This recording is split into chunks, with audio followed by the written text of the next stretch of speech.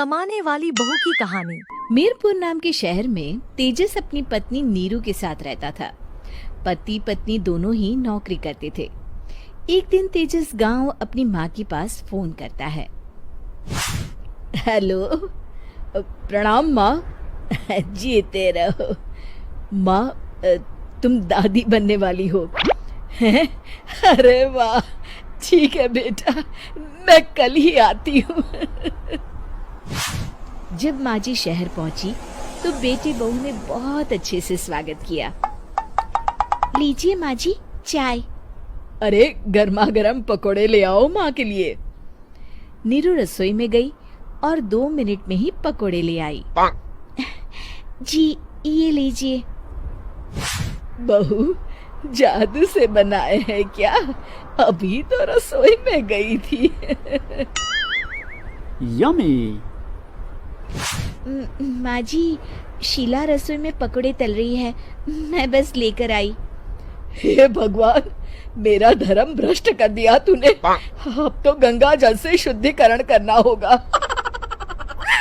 दूसरे दिन, माँ जी मैंने नाश्ता बना दिया है, ऑफिस जा रही हूँ। पर अभी तो घर का सारा काम पड़ा है। शीला आती ही होगी, झाड़ू पोछा बर्तन कपड़े वो सब कर लेगी। हमारे जमाने में घर का सारा काम हम ही करते थे। जी माँ जी, आप बहुत होशियार हैं, मैं घर ऑफिस दोनों नहीं संभाल पाती। तो जरूरत क्या है घर से बाहर जाकर चाकरी करने की? वैसे भी घर का काम खुद करने से घर में बरकत आती है, समझी?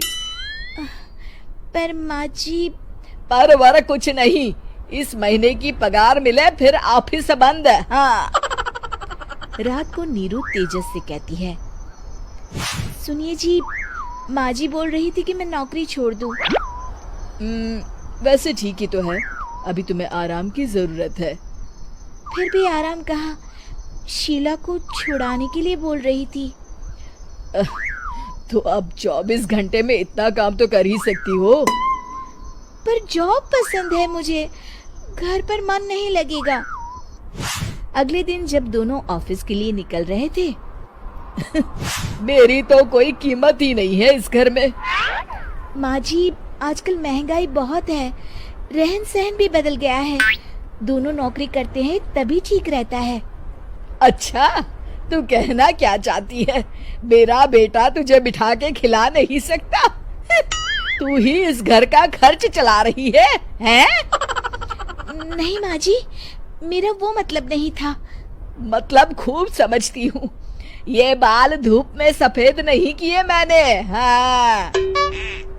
अब तो ये रोज का काम हो गया था। तेजस भी रोज की झिकझिक से परेशान हो गया था। एक दिन उसने कहा, नीरू, वैसे भी तुम्हें मैटरनिटी लीव मिलने वाली है, तो अभी से ही छुट्टी ले लो। पर क्या, मेरी सैलरी अच्छी खासी है। आखिर नीरू ने रिजाइन कर दिया। जब बच्चा हुआ तो घर में सब बहुत खुश हुए। कुछ दिनों बाद तेजस फाइल देख रहा था। क्या हुआ तेजस, कुछ परेशान लग रहे हो? अब हाँ, वो हमारी जितनी सेविंग्स थी वो तो हॉस्पिटल में और छठी के फंक्शन में खत्म हो गई है नीरू। और अभी वैसे मंदी चल रही है तो मैं बोल रही थी कल मुन्ना को हेपेटाइटिस का टीका लगवाना है। नीरू, क्या पोस्टपोन नहीं कर सकते? नहीं जी, बिल्कुल नहीं।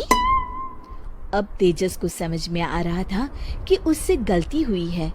पैसों की कमी का असर घर के माहौल पर भी पड़ रहा था। अगले दिन, बेटा मेरा चश्मा और ये दवाइयाँ ले आना, पर्चा देते हुए माँ जी ने कहा। जी। तेजस, मुन्ना के लिए दूध का डिब्बा और डायपर भी ले आना, और ये किराने के सामान की लिस्ट है, इसे भी लाना है। तेजस गुस्से में लिस्ट मरोड़कर फेंकता है और चिल्लाता है, पैसे क्या पेड़ पर उगते हैं? ये ले आना, वो ले आना। अरे पर ये जरूरत का सामान ही है। वो गुस्से में बिना कुछ कहे ऑफिस चला गया। अरे लंच तो ले जाइए।